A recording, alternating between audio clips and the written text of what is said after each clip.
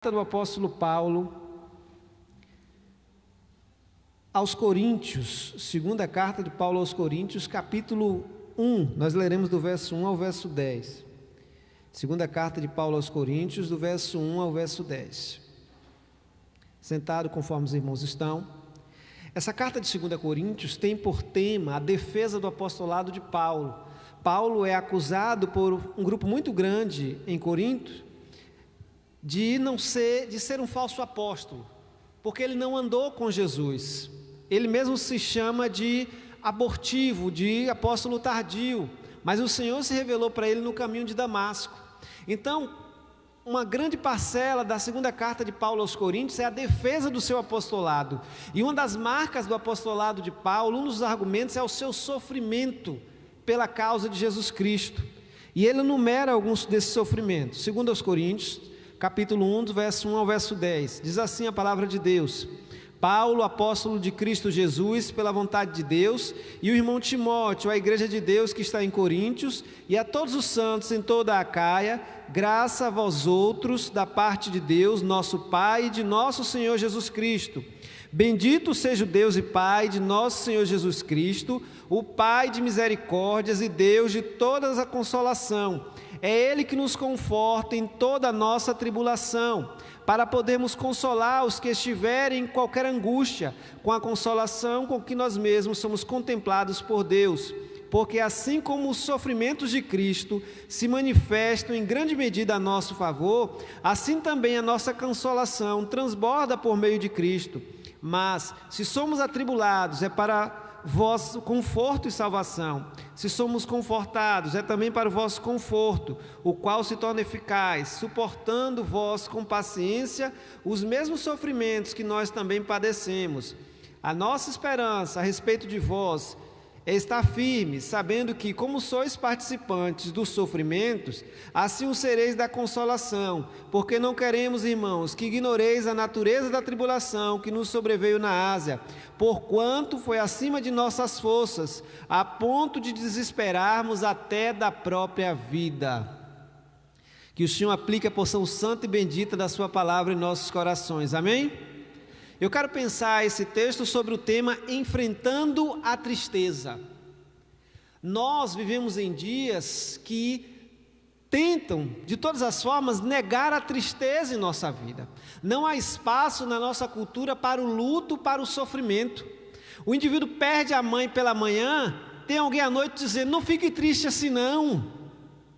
Vamos lá em casa que vai ter uma festa, mas ele acabou de perder a mãe, como é que você queria? Que ele estivesse sorrindo? Não, a pessoa tem que estar triste, mas nós não toleramos a tristeza do outro.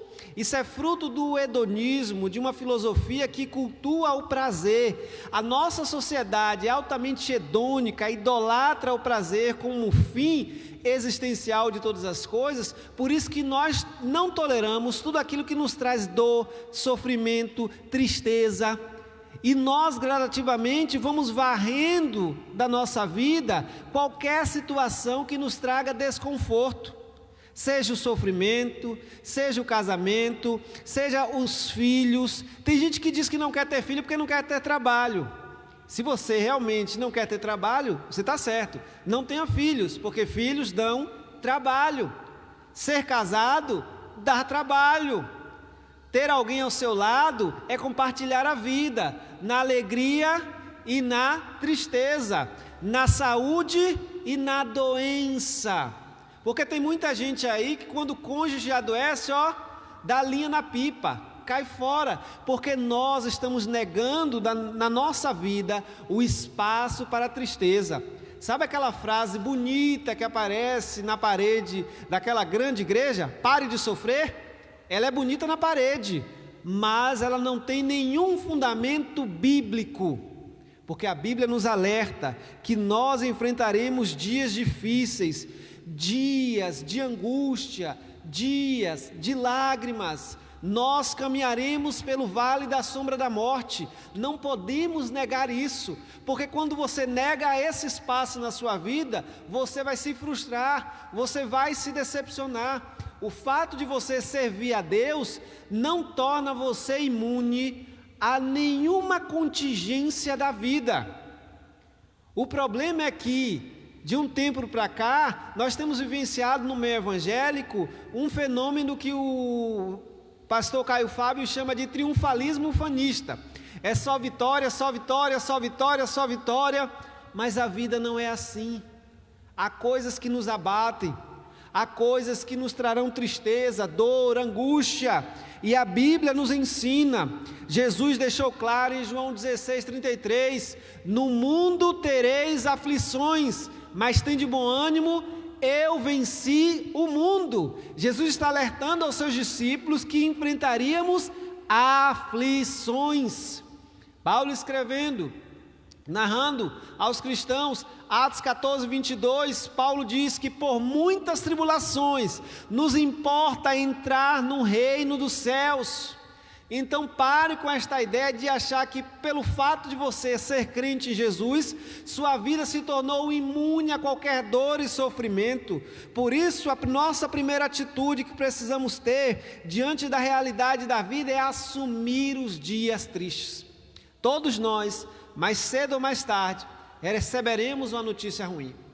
Alguém baterá à sua porta trazendo uma notícia de falecimento de alguém. Alguém será cometido de uma doença muito grave. Deus te livre disso, mas você pode se ver diante de uma CTI, à porta, esperando, angustiado, tendo um ente querido seu lá dentro, e você sem poder fazer nada. Nós precisamos assumir e dar espaço à tristeza, porque a tristeza, querido, faz parte da vida. Nós não podemos achar que nos tornamos imunes às dores desse mundo. Os salmos estão repletos de momentos de dor e de tristeza. Salmo 6, versículos 6 e 7, o salmista diz: já estou cansado do meu gemido, todas as noites faço nadar a minha cama, molho o meu leito com as minhas lágrimas, já os meus olhos estão consumidos pela mágoa, e têm se envelhecido por causa de todos os meus inimigos. Davi no Salmo 6, fala que chorava na sua cama, fazia o seu leito nadar pelas suas lágrimas abundantes. Quantos de nós, em meio à escuridão, quando estamos sozinhos, sem o medo, sem o temor da censura social, ignoramos ou deixamos que as lágrimas brotem no nosso coração? Quantos de nós, na escuridão, veem os seus rostos muitas vezes serem encharcados pelas lágrimas que são negadas durante o dia? Precisamos assumir sim, há sofrimento neste mundo e nós não estamos imunes. O próprio apóstolo Paulo no versículo 8 nos diz: porque não queremos, irmãos, que ignoreis a natureza da tribulação que nos sobreveio na Ásia, porquanto foi acima de nossas forças, a ponto de desesperarmos até da própria vida. Você sabe o que é isso? Desesperar até da própria vida. Eles temeram tanto serem mortos em Éfeso, que se desesperou da própria vida. Angústia, sofrimento. Foi sofrimento intenso, e nós não podemos achar que estamos protegidos contra isso, porque isso tem gerado decepção em muita gente.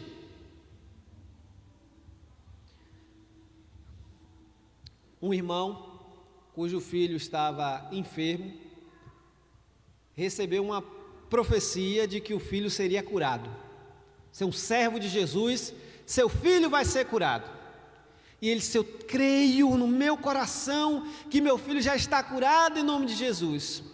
O menino faleceu. Este homem deixou brotar no seu coração uma revolta tamanha contra Deus, que nunca mais voltou à igreja, porque ele assumiu uma teologia perigosa, uma teologia que nos imuniza dos problemas da vida. Eu trabalhei na portaria do Hospital Calixto Midlis por 2 anos. E certa feita, uma irmã, crente, dedicada, estava com câncer no colo do útero em um estado avançado, em metástase. Uma situação extremamente dramática, sofrida e causando muito transtorno. A mãe, conversando comigo na porta, na saída, disse assim: irmão, ela está com essa doença, mas eu creio, Jesus me falou que ela está curada. Eu não me esqueço o nome dela. A mãe estava em desespero, 2 filhos pequenos e ela acometida dessa enfermidade. Para que os irmãos tenham ideia, em 6 meses ela faleceu. Em 6 meses ela faleceu, porque nós não estamos imunes a isso. Ela era uma filha de Deus, uma serva de Jesus, mas o nosso corpo, queridos, provou do pecado, está sujeito à corrupção deste mundo, está sujeito às dores, às angústias e aos sofrimentos. Por isso precisamos sempre, primeiro, assumir o sofrimento como parte de nossa vida, mas o cristão não sofre sozinho. Paulo começa a narrativa desse texto com uma frase maravilhosa que eu sempre utilizo, verso 3: bendito seja o Deus e Pai de nosso Senhor Jesus Cristo, o Pai das misericórdias e Deus de toda consolação, é Ele que nos conforta em toda a nossa tribulação. Pai das misericórdias e Deus de toda consolação. Por isso o salmista diz: ainda que eu ande pelo vale da sombra da morte, não temerei mal algum, porque tu estás comigo, a tua vara e o teu cajado me consolam. Nós não sofremos sozinhos, Deus está conosco. Ele nos diz: não temas, porque eu sou contigo, não te assombres, porque eu sou teu Deus. Salmo 56, versículo 8, o salmista diz: tu contastes as minhas aflições, põe as minhas lágrimas no teu odre, não estão elas escritas no teu livro? Nenhuma lágrima nossa, irmãos, é derramada em vão. O texto diz que as nossas lágrimas estão escritas no livro de Deus. Não sofremos sozinhos, não choramos sozinhos, e essa é a diferença do crente para o ímpio. O ímpio tem o desespero ao seu lado. Nós temos Deus para nos guiar, nos consolar e nos confortar em todas as circunstâncias da nossa vida. O apóstolo Paulo, nesta mesma carta, 2 Coríntios capítulo 4, a partir do verso 7, ele diz: temos, porém, esse tesouro em vaso de barro, para demonstrar que este poder que a tudo excede provém de Deus e não de nós mesmos. Sofremos pressões de todos os lados, contudo não somos arrasados. Ficamos perplexos com os acontecimentos, mas não perdemos a esperança. Somos perseguidos, mas jamais desamparados. Abatidos, mas não destruídos. Porque Deus está conosco, queridos. Não sofremos sozinhos. Por mais que você sinta a solidão no seu coração, por mais que em meio ao sofrimento você permita que a dúvida assalte o seu coração: meu Deus, eu estou sozinho nessa circunstância, o que eu faço?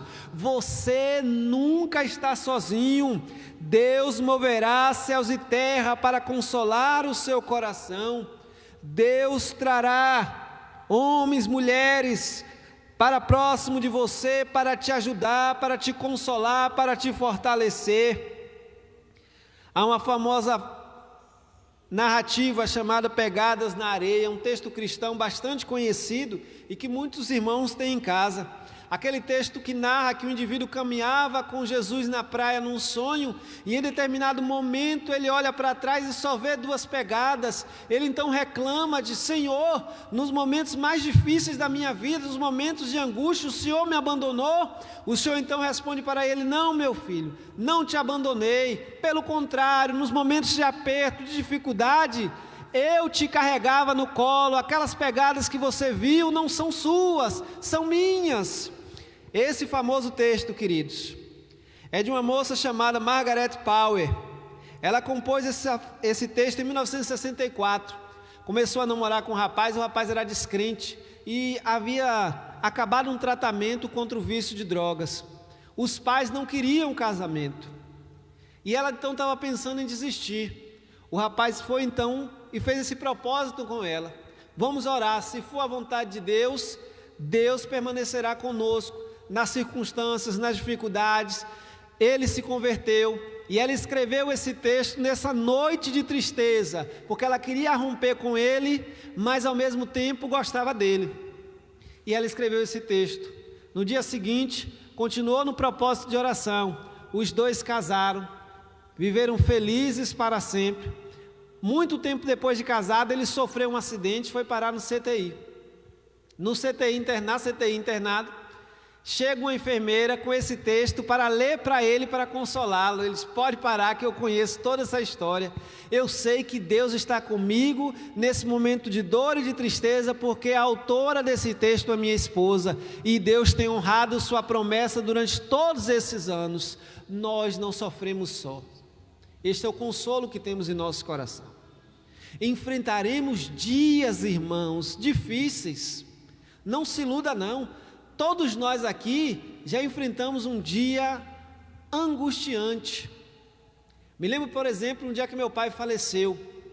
Eu estava em casa às 6 horas da manhã, bateu alguém na porta. Quando bateu na porta eu já sabia a notícia, porque meu pai era alcoólatra, bebia muito, vivia vagando pela rua. Devido seu pai faleceu. Foi um dia difícil, nós tivemos que ir até o hospital, porque ele estava lá sem documentos, fazer o reconhecimento do corpo. Estava lá como indigente, mas era meu pai. Dia difícil, de angústia, dificuldade, de tristeza, porque as lutas nós enfrentaremos perdas, mortes, tristezas, algumas que destruirão o seu coração. Quantos irmãos perderam seus filhos nessa pandemia? Quantas pessoas perderam seus cônjuges? Quantas pessoas perderam seus pais? É a realidade da vida, e muitos de nós enfrentaremos isso. Nós precisamos sempre manter a cabeça erguida. Não sofremos sozinhos. O choro pode durar uma noite, mas a alegria vem pela manhã. E é nesta convicção que vivemos e que precisamos enfrentar as tribulações, que precisamos enfrentar o sofrimento. Não sofremos, Deus está conosco. Ainda que eu ande pelo vale da sombra da morte, não temerei mal algum, porque tu estás comigo. A tua vara e o teu cajado me consolam. Vivemos nesta convicção. É Deus que nos sustenta. Terceiro, irmãos, o sofrimento tem um propósito na vida do crente. A tribulação muitas vezes é utilizada por Deus para tratar a nossa vida. Deus nos matricula no sofrimento e na tribulação, porque Ele quer nos ensinar lições preciosas, lições que não aprendemos em livros. Dependência de Deus. Quer aprender dependência de Deus? Enfrente a escassez, o desemprego, a falta de recurso, e você vai orar, e Deus vai fazer com que o irmão vá até a sua casa, bater na sua porta, abençoar a sua família, para que você compreenda que quem alimenta a sua casa não é o teu salário, é Deus por meio do salário. Não é o teu emprego, é Deus por meio do emprego. Essa lição nós só aprendemos por meio do sofrimento. Livro nenhum pode nos ensinar isso. Deus nos ensina vida de oração. Quer coisa que nos ensine mais a orar do que o sofrimento, a tribulação? Quando estamos apertados, o que a gente faz? Vai para o joelho, jejua, ora, participa de vigília, chama a gente para nossa casa para orar.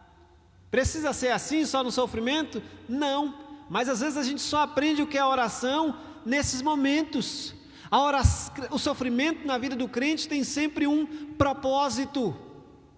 Há sempre lições a serem aprendidas. Olha o sofrimento de Jó. Mas Jó, no capítulo 42, ele faz uma das declarações mais lindas da Bíblia. Jó era um homem temente a Deus, piedoso e que se desviava do mal. Os irmãos se lembram que Jó, todas as tardes, fazia sacrifício pelos seus pecados e também pelos pecados dos seus filhos, porque ele temia que algum filho seu pecasse e ofendesse a Deus.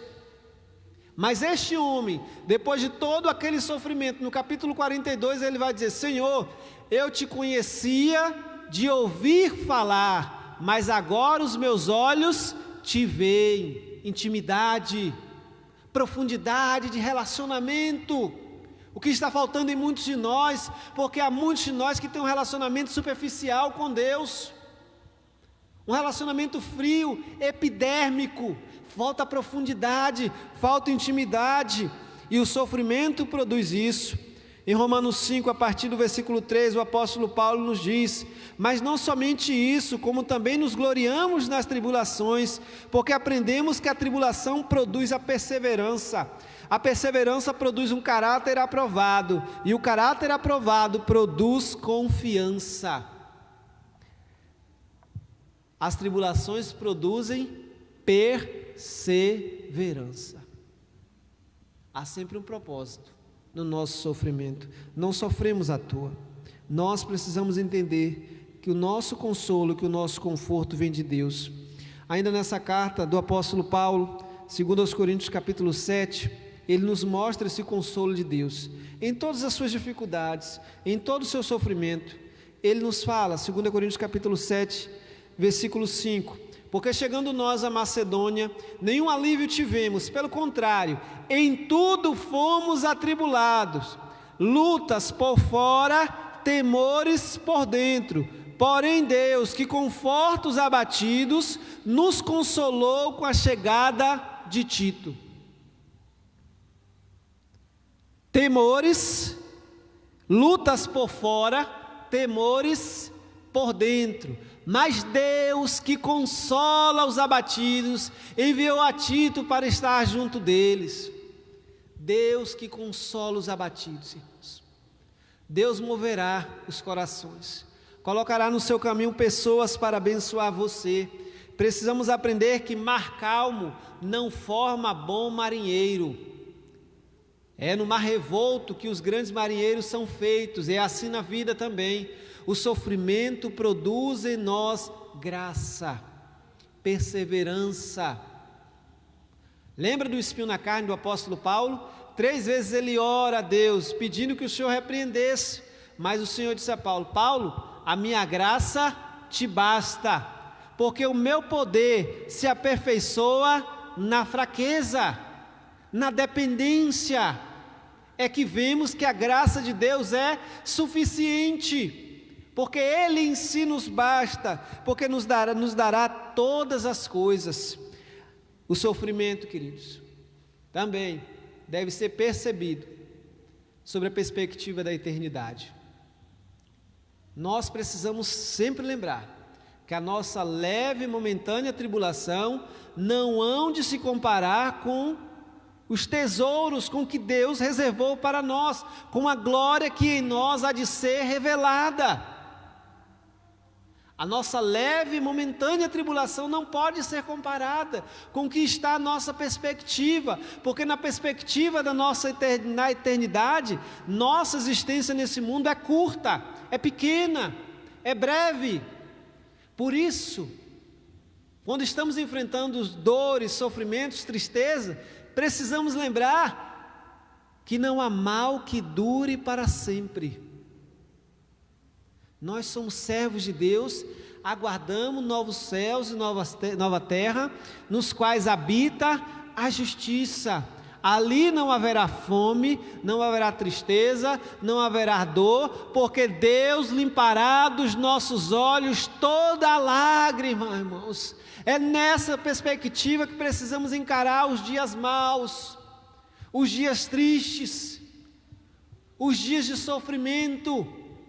É nessa dimensão, porque nós somos estrangeiros e forasteiros neste mundo. Nada trouxemos para aqui, nada levaremos. Nós precisamos sempre olhar, Deus tem um propósito no sofrimento. Você talvez esteja enfrentando lutas, e algumas pessoas enfrentam mais lutas do que outras. É verdade. Algumas pessoas enfrentam batalhas hercúleas. São mães que têm filhos na droga e têm enfrentado, irmãos, um sofrimento absurdo. Filhos que roubam tudo em casa, que apanham na rua, que praticam crime, e ela não dorme, pensando nele, ela dorme e acorda preocupada, sofre uma barbaridade com o vício do filho. Nós temos muitos irmãos assim, enfrentando dor, sofrimento, tristeza. Nós temos pessoas que perderam entes queridos, muitas vezes mais de um em um mesmo dia, em um acidente de carro. Nessa pandemia, quantas famílias perderam? 2, 3 pessoas da mesma família faleceram. Nós temos pessoas assim, e nós como igreja precisamos ser comunidade de graça, para emprestar o ombro para estas pessoas, e quando enfrentamos grandes sofrimentos, sempre lembrar que o sofrimento faz parte da vida. Nós não sofremos sozinhos, e que Deus tem um propósito no seu sofrimento. Você sabe por quê? Porque a nossa primeira atitude quando estamos sofrendo, quando nos deparamos com alguma situação difícil é: por que comigo, Senhor? Eu não sou um servo teu? Eu não sou dedicado? Eu não vou à igreja sempre? Eu não oro? Eu não leio a Bíblia? Eu não dizimo? Por que comigo? Quando nós deveríamos dizer: por que não comigo? Eu também sou humano, como todo mundo, estou sujeito a tudo que um ser humano está, porque nós precisamos mudar a nossa perspectiva de Deus, e essa é a grande lição do livro de Jó. Os justos sofrem. Jó era justo, mas sofreu. Os justos sofrem, mas não sofrem sozinhos. Se você está enfrentando dias tristes, lembre-se disso. O choro pode durar uma noite, mas a alegria vem pela manhã. Para encerrar, eu quero contar uma ilustração que li há muito tempo em uma revista de EBD. Diz que um rei estava fazendo aniversário e todos os nobres estavam reunidos pensando em que presente dar ao rei. Ele tinha tesouros, tinha fortuna, tinha tudo o que desejava. Então, que presente poderia se dar a ele? Então, se convidou um sábio para ver que presente poderia ser dado àquele rei. O sábio, então, trouxe um anel e entregou na mão do rei e disse: esse anel tem 2 mensagens. Uma você vai abrir no momento de maior tristeza da sua vida. A outra você vai abrir no momento de maior alegria da sua vida. Ele ficou um pouco decepcionado, porque ele estava esperando algum bem material, e era simplesmente um anel. Passado algum tempo, um reino estrangeiro se levantou contra aquele reino, venceu em batalha e invadiu o reino, e o rei teve que fugir para não ser morto. Fugindo, entra aqui, sai ali, no meio do mato, com soldados atrás dele, ele se desesperou, ele disse: meu Deus, perdi meu reino, perdi meu trono, perdi minhas riquezas, esse é o momento mais triste da minha vida. Ele lembrou do que o sábio havia dito, foi lá no anel, puxou uma mensagem, estava escrito: isso vai passar. Ele conseguiu se esconder naquela noite, reorganizou o seu exército, voltou e reconquistou o seu trono.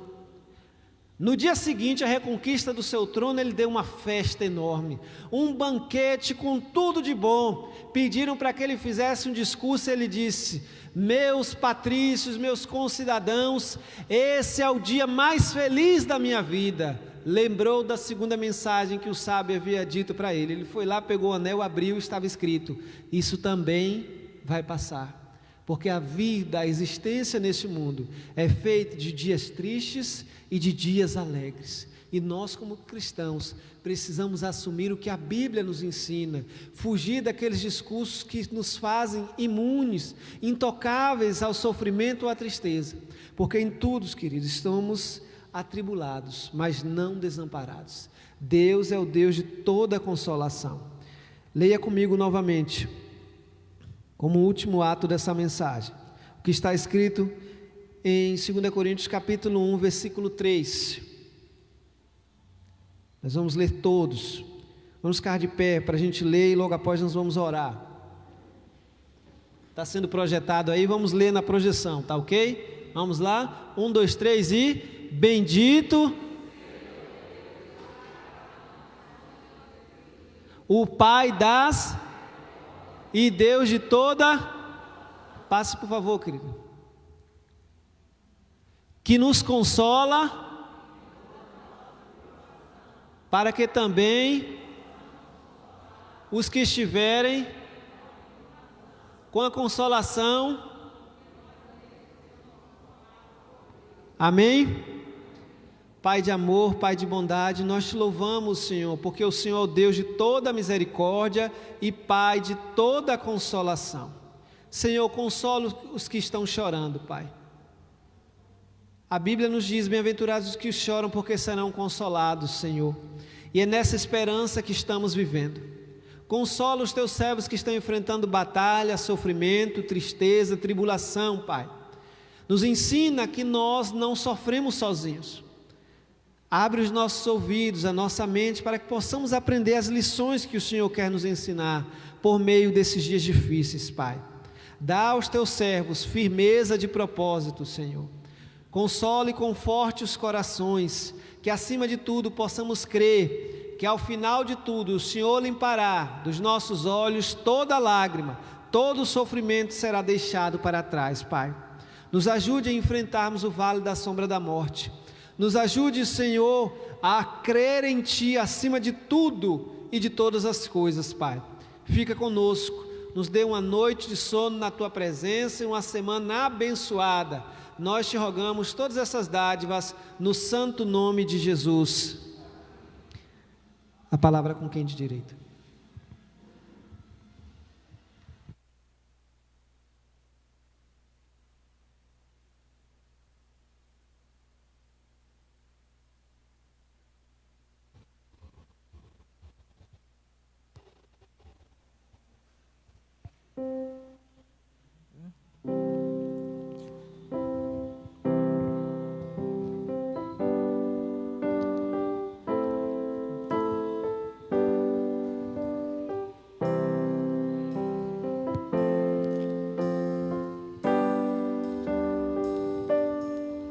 Minha fé não está firmada nas coisas que podes fazer. Eu aprendi a te adorar pelo que é. Dele veio sim o amém, somente dele mais ninguém. A Deus seja o Se Deus fizer, Ele é Deus. Se não fizer, Ele é Deus. Se a porta abrir, Ele é Deus. Mas se fechar, continua sendo Deus. Se a doença vier, Ele é Deus. Se curado eu for, Ele é Deus. Se tudo der certo, Ele é Deus. Mas se não der, continua sendo Deus. Minha fé não está firmada nas coisas que podes fazer. Eu aprendi a te adorar pelo que é. Dele veio sim o amém, somente dele mais ninguém. A Deus seja o louvor. Se Deus fizer, Ele é Deus. Se não fizer, Ele é Deus. Se a porta abrir, Ele é Deus. Mas se fechar, continua sendo Deus. Se a doença vier, Ele é Deus. Se curando eu for, Ele é Deus. Se tudo der certo, Ele é Deus. Mas se não der, continua sendo Deus. Eu o adoro pelo que Ele faz, eu o adoro pelo que Ele é. Haja o que houver, sempre serás Deus. Não o adoro pelo que Ele faz, eu o adoro pelo que Ele é. Haja o que houver, sempre serás Deus. Se Deus fizer, Ele é Deus. Se não fizer, Ele é Deus, se a porta abrir. Ele é Deus, mas se fechar, continua sendo Deus. Se a doença vier, Ele é Deus, se curado eu for. Ele é Deus, se tudo der certo. Ele é Deus, mas se não der, continua sendo Deus. Deus é Deus. Amém. Vamos orar ao Senhor, encerrando os trabalhos dessa noite. Continuo pedindo aos irmãos que estejam em oração pelos nossos pedidos que foram ditos, pela manhã. Quem está no grupo de oração também tem acompanhado. Não deixem de orar pela vida do pastor Aécio, que ainda se encontra internado. Que os irmãos continuem orando pela saúde dele, porque Deus, Ele é o Deus do impossível. Não esqueça de estar orando também pela esposa, a nossa irmã Marcela. Que Deus abençoe as nossas vidas. Vamos orar. Senhor Deus, Pai amado que estás no céu, santo, santo é o teu nome, Senhor. Pai, te agradecemos por tudo que aconteceu aqui nessa noite, pela palavra que foi ministrada, Senhor. Que possamos colocar em nosso coração e colocar em prática, Senhor, tudo aquilo que o Senhor nos ensina. Que possamos ter corações sábios, Senhor. Que possamos depender totalmente de Ti, Senhor. Continua abençoando as nossas vidas. Abençoa essa semana que se inicia, que tudo que venhamos fazer esteja primeiramente entregue em Tuas mãos. Continua conosco, nos leve em paz para os nossos lares neste momento. E que toda súplica e oração seja entregue em Tuas mãos, Senhor, como resposta do que o Senhor tem preparado para nós. Continua conosco, esse é o meu pedido. Eu te peço, te louvo e te agradeço em nome de Jesus. Amém. Após a oração silenciosa, estaremos nos despedindo para os nossos lares.